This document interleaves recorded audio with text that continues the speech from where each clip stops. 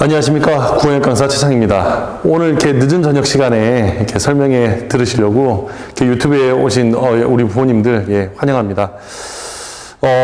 걱정들 많으시죠? 이제 고3 올라가야 되는데. 이제 그 수능 끝나고 난 다음에 들리는 뉴스에 의하면 올해가 불수능이 아니라 용암수능이랍니다. 이게 국어부터 영어까지 전부 다 지금 전체적으로 작년보다 너무 어려워져서 아이들이 올해 지금 입시하는데 상당히 크게 힘들어하고 있다고 합니다. 이게 이제 이런 뉴스가 나오면 우리 보통 이제 부모님들이 걱정이 많으세요. 특히 이제 고3 올라가는 부모님도 우리 애가 고3 올라가가지고 이런 수능을 만나면 어떡하지? 그러니까 애들은 별로 걱정 안 합니다. 애들은 지금 이제 어떤 생각을 갖고 있냐면 일단 당장 수능은 360일 뒤에 있으니까 전혀 관심이 없고요. 또 이게 관심이 있다 하더라도 또 어떤 친구들은 야, 이번에 올해 진짜 너무 어려웠다니까 내년은 좀 쉬워지지 않을까? 이런 이제 왜 되게 안이한 생각들, 이런 생각으로 아마 지금 수능을 맞이하고 있을 거라 걱정은 지금 이 화면을 보시는 어머님만 하고 계시고 아이들은 전혀 지금 이렇게 걱정을 안 하고 계셔서 좀 이제 저는 이제 생각에 지금 요렇게 지금 요 영상을 어차피 나중에 다시 보실 수 있으니까 아이들과 함께 아이들한테 한 번 더 보여주시는 것도 괜찮지 않을까. 그래서 오늘은 제가 이제 전체적으로 제 수업에 대한 이야기도 하겠지만 고3 올라가면서 겨울방학 때 어떻게 공부 방법을 좀 가져가야 되는지, 그 다음에 이번 수능이 어떤 의미를 가지는지, 이런 거 전반적으로 좀 빠르게 좀 설명을 하면서 제 얘기를 좀 하도록 하겠습니다. 자, 일단 저는 이제 아마 고3 올라가면 국어 강사하면 떠오르는 이제 인터넷 강사, 이제 인터넷 강의 강사님들, 이제 이름이 이제 원체 유명하신 선생님들 생각하시겠지만, 저도 지금 사실은 이 고3 국어에서는, 이 대치동에서는 그래도 지금 이제 나름대로 이름이 있다고 생각하거든요. 일단 저 소개부터 먼저 좀 하면, 저는 고려대학교 국어국문학과를 졸업했고요. 지금 이제 이런 학원들에서 근무하고 있습니다. 그리고, 이제 가장 중요한 게, 이게 아까도 말씀드렸던 것처럼 인터넷 강사님들에 비해서는 네임밸류가 좀 떨어지기 때문에 처음에는 어머님들이 잘 몰라주세요, 저를. 그래서 꼭 2학기 때 이제 수능이 한 100여일 남겨놓고 하면 그때 가서 저한테 많이 오세요. 그래서 작년도 그랬고 올해도 그랬고 2년 연속으로 마지막 파이널 강의는 대체 학원 강의는 전 타임이 다 마감된 수업을 진행했었습니다. 그래서 저는 이제 아이들도 그런 얘기를 해요. 이제 되게 아쉽다. 처음부터 선생님 수업을 들을 걸. 이제 와서 선생님 수업 듣는 것 때문에, 들어서, 이제 점수를 어떻게 하면 올리나.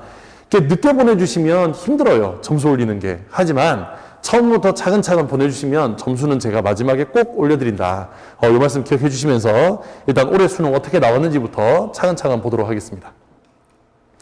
자, 2022 국어 어떻게 나왔나. 자, 지금 숫자가 조금 이제 작아서 아마 잘 안 보이실 건데 제가 써드릴게요.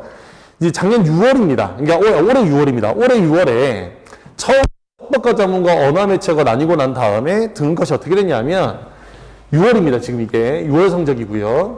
6월 달에 지금 여기에 90점, 1컷이 여기가 86이었어요.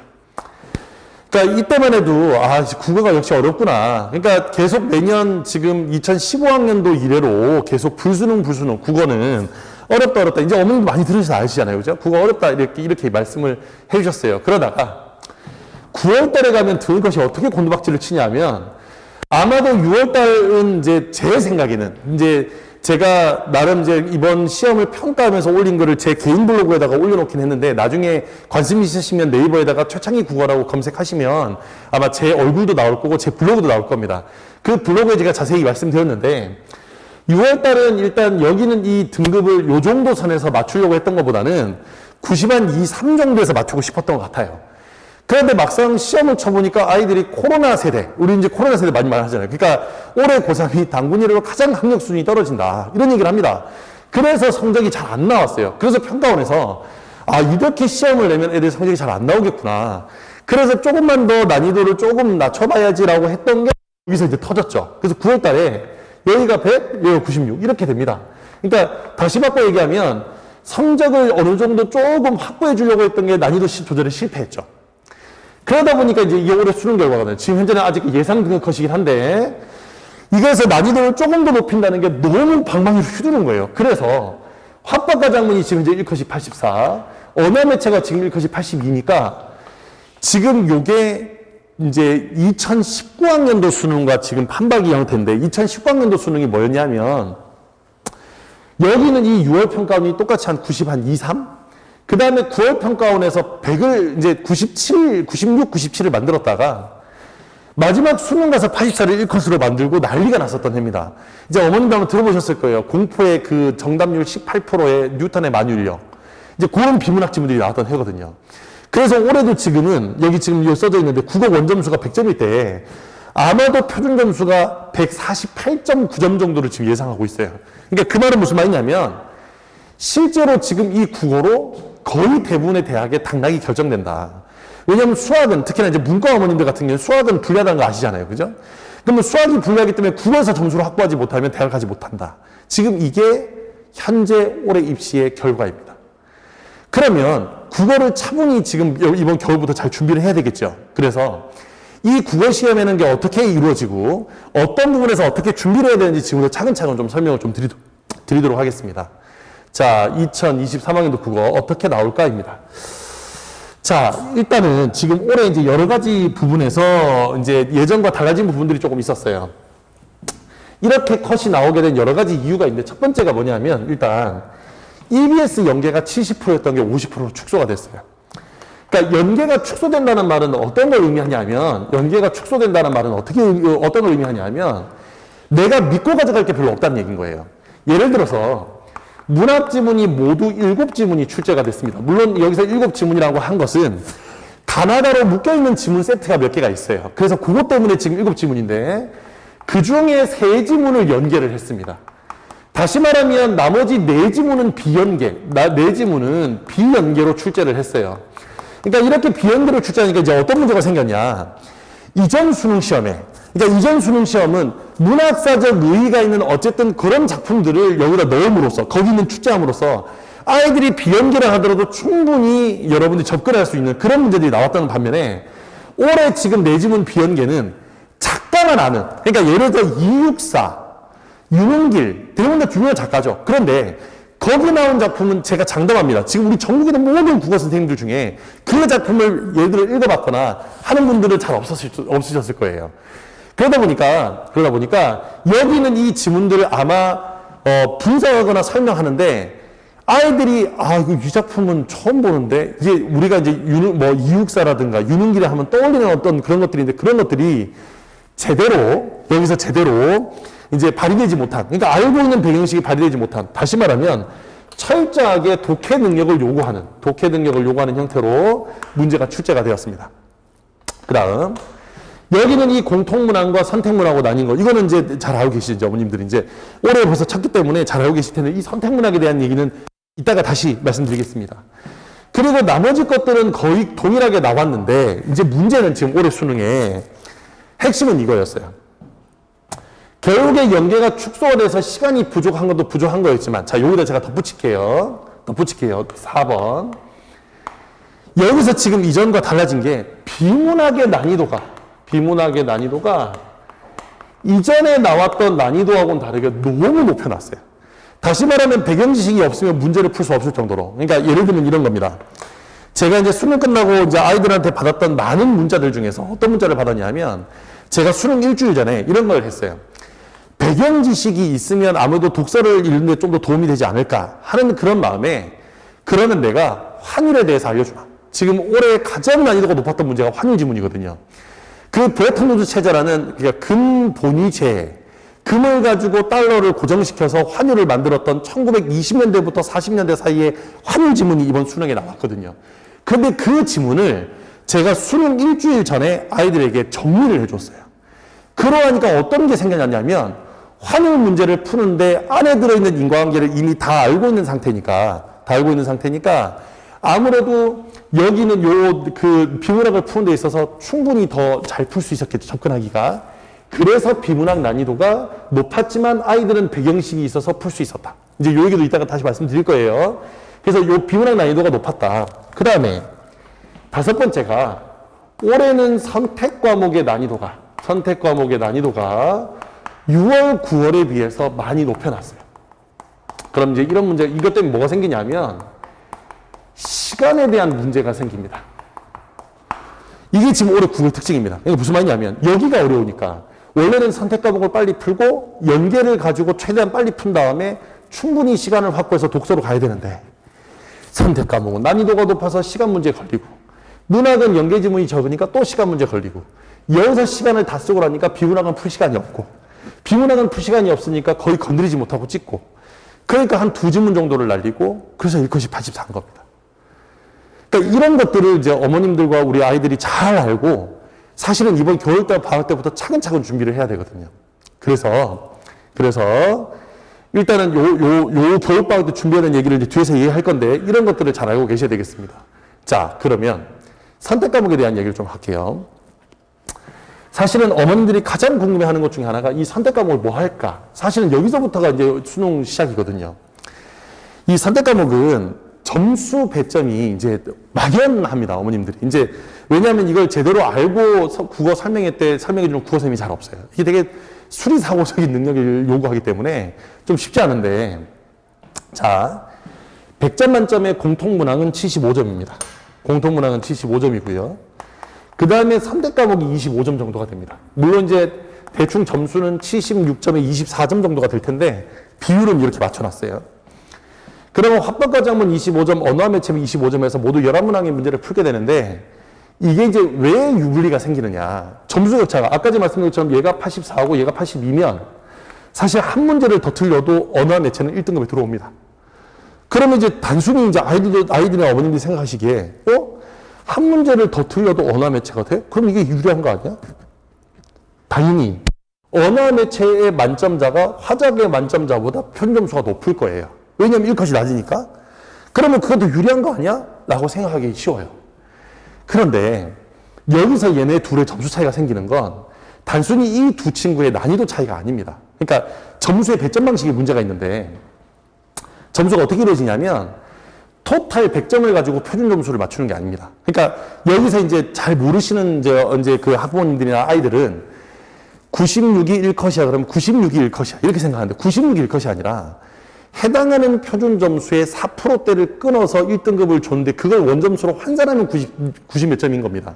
그러니까 다시 말하면 표준 점수가 중요한데, 그 표준 점수를 산출하는 방식이 공통 과목에 대한 표준 점수를 따로 산출하고 선택에 관한 표준 점수를 따로 하는 겁니다.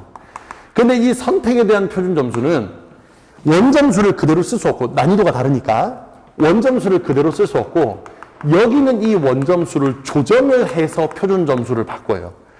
그런데 그 원점수 조정은 뭐 여기서 이루어지냐면 요 공통 과목의 평균 점수를 가중치로 둡니다.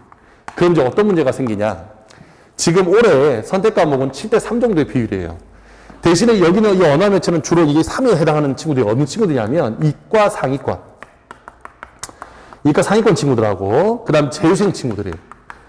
그럼 왜 이 친구들이 여기를 선택했냐? 첫 번째, 언어 매체는 문법을 공부해야 되기 때문에 아무래도 학습 부담이 커요. 그렇기 때문에 수학이 어느 정도 되어 있는 친구들이 시간 여유가 있으니까 문법을 하게 되는 겁니다. 그 다음에 두 번째가 아무래도 하위권 친구들은 공부하기가 싫죠. 그러니까 문법 공부하는 것보다는 화작은 공부 안 해도 풀 수 있으니까 공부하기 싫어서 이쪽으로 하는 겁니다. 그리고 마지막으로 세 번째가 뭐냐면, 여기는 이 언어와 매체는 아무래도 이제 그 가는 과정까지가 이미 한 번 돌았던 친구들, 이 재수생처럼 한 번 돌았던 친구들이 하기가 좋죠. 그러다 보면 이 언어와 매체가 공부를 잘하는 친구들이 선택을 많이 해요. 그러면 이 친구들이 공통 문항에서 얻을 수 있는 평균 점수가 높겠죠.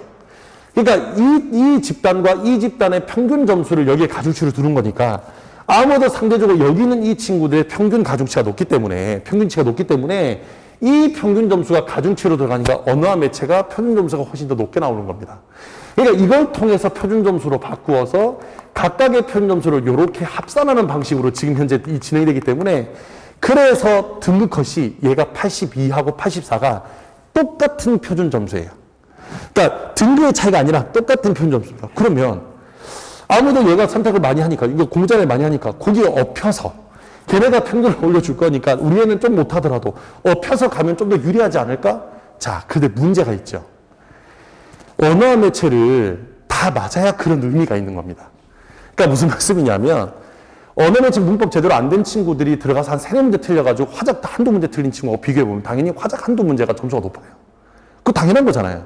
그러니까 한 문제 정도 차이지 2-3문제 정도 틀리면 언어 매체라는 게 의미가 없어집니다.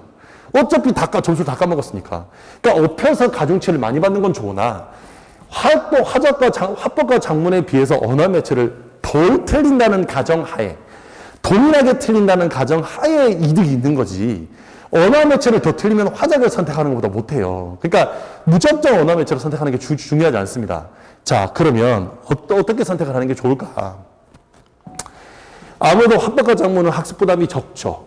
그러니까 공부가 좀 덜 돼 있는 친구들은 그러니까 다른 과목, 그러니까 수학이나 영어에 공부가 좀 덜 돼 있는 친구들은 아무래도 합법과 작문이 좀 더 유리해요. 선택하기에. 언어 매체 친구들은 아무래도 다른 과목이 좀 돼 있는 친구들, 학습 부담이 많기 때문에 시간적인 여유가 좀 더 필요합니다. 그래서 일단 첫 번째 고려할 거, 타 과목에 대한 공부가 어느 정도 되어 있느냐. 그러니까 무조건 할 게 아니라 다른 과목 할 거 많으면 문법 못해요. 그러면 여러 문제 틀려서 오히려 화작 덜 틀린 것보다 못하다니까요. 그래서 일단은 타 과목에 대한 공부가 어느 정도 돼 있냐가 첫 번째 선택. 두 번째, 2학년 때나 혹은 3학년 1학기 때 내신으로 엄매를 한다면, 즉 정확히 말하면 문법을 한다면 선택하는 게 유리합니다. 아무래도 내신 공부 해야 되니까 내신 공부 하는 셈 치고 같이 들어가는 게 맞겠죠. 근데 예를 들어 우리 학교는 보통 2학년 때 1학기는 문학을 하니까 문학을 하고 2학기 때 보통 언배냐 독서냐인데 독서를 하는 학교 같은 경우엔 아무래도 얘를 선택하기가 부담스러워요. 왜냐면 공부를 하나도 안 돼 있을 테니까. 1학년 때 배우는 문법이란 건 그 중에 10분의 1도 안 되거든요. 그러니까 1학년 문법은 도저히 안 되고 2학년 때 문법을 내신을 하면 좀 좋을 텐데, 혹은 3학년 1학기 때 내신을 해주면 좀 더 선택하기가 좋을 텐데, 그러지 못하면 아무래도 쉽지 않습니다. 그 다음에 세 번째,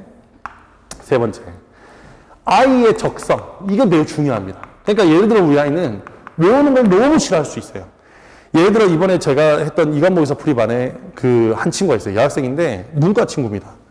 이 친구는 10번의 시험 중에서 5번을 100점을 맞았어요. 이관 모의고사를. 그 어렵다는 이관 모의고사를 5번이나 100점 맞았습니다. 근데 그 학생의 경우에 선택 과목이 화작이에요. 제가 그랬죠. 네가 원매를 했으면 점수가 더 높았을 텐데 왜 화작을 했냐. 근데 그래요. 원매는 자기 학생이 안 맞대요. 아무리 외우고 아무리 하려고 해도 문법은 하게 되면 무조건 2문제 이상 틀린대요. 그런 친구들은 차라리 화작을 해서 다 맞는 게 나아요. 그래서 요거는 아이와 충분한 상의가 필요하다. 그러니까 무작정 어머니가 욕심껏 문법을 어떻게 한번 해보겠다 이렇게 생각하는 게 아니라 아이랑 같이 충분히 이야기하신 다음에 선택하는 게 맞는데, 자, 중요한 건 여기서 이겁니다. 만일에 언어 매체를 그래도 선택을 해야 되겠거든. 3월과 4월 교육청 모의고사가 있어요. 이 교육청 모의고사를 칠 때까지는 여기는 이 선택을 유지해서 공부를 하다가 도저히 교육청 모의고사에서 성적이 안 나오면 이번 겨울방학 때 뭐 특강도 보내시고 하실 거잖아요. 그러면 하면서 충분히 해보시고 만일에 이게 점수가 나오지 않으면 그때 가서 반드시 얘로 갈아타야 된다. 하지만 딱 하나. 나중에 화법과 작문을 처음에 하다가 나중에 점수가 아쉬워서 6평 이후에 이쪽으로 바꾸면 아주 난리가 난다. 너무 힘들 겁니다. 그래서 하실 거면 이번 겨울방학 때 하시는 게 맞고, 하게 되면 3, 4월 교육청 모의고사를 봐서 그때 가서 화작으로 갈아타도 늦지 않다. 왜냐면 여기서의 매체가 여기서 화작하고 거의 비슷하거든요. 그렇기 때문에 이렇게 바꿔 타는 건 가능하다. 그래서 이런 것들을 좀 참고하셔가지고 선택 과목을 좀 고르셨으면 좋겠습니다. 자, 그 다음에 그러면 이번 겨울방학 때 어떻게 준비하면 좋을까? 자, 지금 매체 오답률 베스트와 합법과 작문의 오답률 베스트를 쭉 나열해봤습니다. 지금 퍼센테이지는 보이지 않을 텐데 여기 지금 각각의 영역들은 써져 있는 거 보이시죠? 지금 상위에 다 독서입니다. 여기 중간에 장문이나 언어 매체, 그 다음에 문학도 껴있긴 한데 거의 대부분 독서죠. 그래서 독서에 대한 독해가 되게 중요합니다. 당연히 배경상식에 대한 상의도 되게 중요하고요. 그래서 첫 번째, 공통 과목에 대한 완벽한 학습이 필요하다. 그러면 그 공통 과목에 대한 완벽한 학습은 뭘로 하느냐? 당연히 기출문제로 준비를 해야 됩니다. 기출문제를 준비해야 됩니다. 최소 5개년의 기출문제는 이번 겨울방학 때 끝내셔야 됩니다. 최소 5개년 정도는 끝내주셔야 되고, 이때 이제 기출문제가 종류 2가지가 있어요. 제재별로 되어 있는 것과 연도별로 되어 있는 이 2가지가 있는데, 그 중에서도 제재별로 되어 있는 걸로 이번 겨울방학 때 접근하시는 게 맞습니다. 처음부터 연도별로 되어 있는 걸로 문제를 푸는 건 의미가 없어요. 제재별로 해서 꼼꼼하게 분석하고 오답 정리까지 꼼꼼하게 해주면서 평가원에서 어떤 문제를 원하고 평가원에서 어떤 형태로 문제를 내는지에 대한 꼼꼼한 분석이 이번 겨울방학 때 이루어지지 않으면 학기 중에는 불가능합니다. 학교를 가야 되고요. 수능 특강을 해야 됩니다. 그리고 수능 특강 끝나면 수능 완성을 해야 되거든요.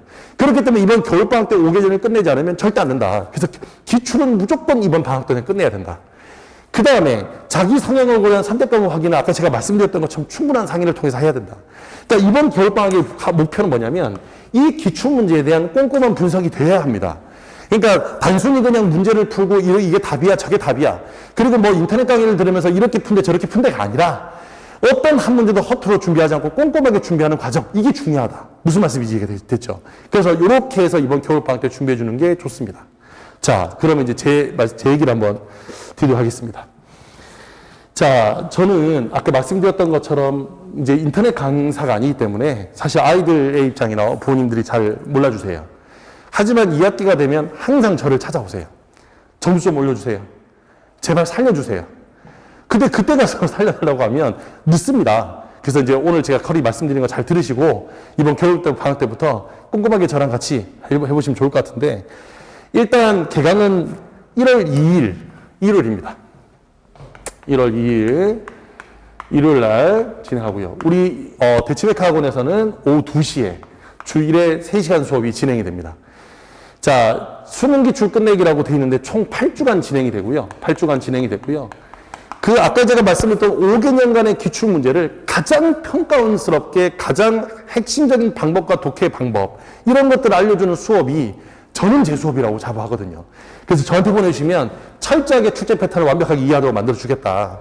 그 다음에 수업은 어떻게 진행되냐면 일단 추적 체크 끝난 다음에 문학을 먼저 할 겁니다. 80분간. 그 다음에 중간에 10분 쉬었다가 또 80분간 독서 독해를 할 거예요. 총 3시간이라 말씀드렸죠. 그래서 이렇게 진행을 하고 마지막에 과제 확인한 다음에 수업 종료 후에 그날 배웠던 내용을 확실하게 익혔는지 혹은 과제가 미흡하다면 과제가 제대로 돼 있는지 모두 1대1 클리닉을 해서 보낼 겁니다. 필수라고 적혀 있잖아요. 그죠? 그래서 꼼꼼하게 수업을 그렇게 진행할 겁니다. 그래서 저희는 대형 강의를 지향하지 않습니다. 지양합니다. 그러니까 무슨 말씀이냐면 막 50명, 60명 앉혀놔봐야 누가 누군지 몰라요. 일단 최대한 제가 제 손에 이렇게 쥐고 제가 관리할 수 있는 범위 내의 학생 수, 거기서 제가 하나하나 점검하면서 그렇게 보낼 예정입니다. 그래서 지금 정원은 한 20명 내외 생각하고 있어요. 그러면 저와 저희 연구팀 친구들이 쭉 붙어서 1대1로 다 해서 취약한 부분이 어떤 건지, 얘가 제대로 돼 있는지 안 돼 있는지 다 확인 절차를 겪어서 할 거고, 그리고 방학 중에 무조건 저랑은 한 번은 상담을 진행할 겁니다. 그래서 학습 계획도 충분히 세우고, 게다가 과제로 이제 뭐가 나갈 거냐면 주간 학습지하고 모의고사가 나갈 거예요. 그래서 주간 학습지를 통해서 매번 복습을 제대로 하는지 안 하는지 확인할 거고, 그 다음에 주간 모의고사를 통해서 항상 성적표도 이제 어머님들한테 제공해 드릴 예정입니다. 그리고 그 성적표에 맞춰서 아이들의 개별 영역, 그러니까 아이들마다 다 취약한 게 다 다를 거잖아요. 뭐 예를 들면 얘는 문학이 취약해, 얘는 비문학이 취약해, 비문학 중에서도 얘는 과학기술이 취약해, 애들마다 다 다를 테니까 한 달 정도 수업이, 그러니까 매 첫 주에 바로 할 수는 없죠. 제가 아이가 누군지 모르니까 한 달 정도 충분히 아이들 성향을 한 다음에 개별 취약 영역에 대한 문제집을 또 제공해 줄 예정입니다. 그리고 또 하나 가장 중요한 거, 저희는 온라인 학습도 같이 진행하고 있어요. 그래서 그래서 요 영상편은 이따 다시 말씀드릴 거고, 관리 시스템은 지금 제가 말씀드렸던 거고요. 이렇게 이제 홈페이지가 제가 따로 존재합니다. 그래서 이렇게 홈페이지가 존재하고 여기서 인강을 들을 수 있도록 되어 있어요. 그래서 매주 수업에 대한 복습 동영상도 제공이 되고요. 또 하나 더, 추가 학습 자료, 추가 학습. 예를 들어서 선택 과목 같은 경우에는 수업 시간에 못 다뤄주니까 선택 과목에 대한 추가 학습 영상도, 선택 과목에 대한 추가 학습 영상도 제공이 되고요. 그 다음에 아까 말씀드린 것처럼 여러 가지 배경 지식이나 아니면 학습 팁, 이런 것들도 저희가 영상으로 이만큼 제공해 줍니다. 지금 여기 잘 안 보실 텐데 한 아이가 받은 영상이 이만큼 많아요. 그러니까 수업 영상뿐만 아니라 오랜 영상들을 해서 집에서 다시 추가 학습하고 복습하고 또 그걸 확인받고, 이런 것들을 저희 수업 시간에 계속 진행할 예정입니다. 그리고 매주 아까 모의고사를 치면 이렇게 성적표가 어머니 문자로 발송이 될 거예요. 그러면 각 영역별로 어디가 취약한지, 어떤 문제가 어떻게 틀렸는지 한눈에 보실 수 있도록 이렇게 성적표가 매주 제공된다는 점도 이제 어머님이 알고 계시면 좋을 것 같고요. 그 다음에 아까 이제 연간 컬이 이제 저번 설명회 때 이제 물어보신 어머님들이 많아서 잠깐만 얘기를 하자면, 일단 수능 기출 끝내기 8주 동안 할 거고요. 그 다음에 1, 2월 달 이제 끝나고 나면 3월 달부터는 EBS 끝내기라 그래서 수능 특강을 끝내는 수업을 할 겁니다. 그러면 자연스럽게 수능 수업과 내신 수업이 같이 병행이 될 거예요. 그래서 같이 병행이 돼서 내신 대비를 따로 무슨 학교별 내신 대비를 듣지 않아도, 그리고 심지어 제가 수능 특강에 대한 전 지문을 다 해설 강의를 찍어서 아이들에게 무료로 제공합니다. 그러니까 충분히 집에서 학습할 수 있겠죠. 그래서 내신 대비를 하고, 실제로 내신 때가 되면 저희가 이제 클리닉 형태로 진행을 할 거예요. 내신 대비를. 그래서 그렇게 진행해서 1년 동안 저한테 맡겨놔 주시면 그냥 내신이고 수능이고 걱정 없이 1년 동안 쭉 갈 수 있도록 그렇게 만발의 준비를 해놓고 있으니까 보내주시기만 하면 됩니다. 그래서 마지막에 시전 모의고사 풀이반 이렇게 진행을 합니다. 자, 이제 마칠 시간이 다 됐는데 1월 2일입니다. 1월 2일 날 대치메카에서 개강을 합니다. 요 개강 연락처 보시고 빨리 등록해 주셨으면 좋겠고요. 인원 제한이 있기 때문에 나중에 등록하시면 자리가 없습니다. 그래서 꼭 등록해 주시면 좋겠고, 혹시나 궁금한 사항이 생기면 010-7591-8677번이 저희 연구소 번호입니다. 이 번호로 문자 남겨주시면 궁금한 점 있으시면 제가 시간 되는 대로 순번에 맞춰서 제가 전화를 드릴 거예요. 오늘은 아마 좀 늦어서 안 될 거고 내일 오후나 해서 제가 시간 나는 대로 연락을 좀 드리도록 하겠습니다. 그래서 궁금한 점 있으시면 이쪽으로 연락 주시고요. 그리고 개강은 1월 2일이다. 꼭 늦지 않고 미리미리 예약해 주셨으면 좋겠습니다. 어쨌든 이번 고3 올라가는 거 국어 무척 어렵습니다. 저한테 한번 믿고 맡겨주시면 제가 충분히 고3 국어 점수 잘 나올 수 있도록 만발의 준비를 다해서 어머님들, 우리 학생들 다 만족할 수 있는 수업 제공해 드리도록 하겠습니다. 그래서 많이 등록해 주시고요. 어쨌든 오늘 이렇게 시간을 갖게 돼서 무척 반가웠습니다. 얼굴을 채 뵙지 못해서 좀 이렇게 그렇긴 한데, 예, 나중에 기회가 되면 또 얼굴 뵙고 또 말씀할 수 있는, 얘기를 나눌 수 있는 그런 시간들도 갖도록 하겠습니다. 그럼 이것으로 마치겠습니다. 감사합니다.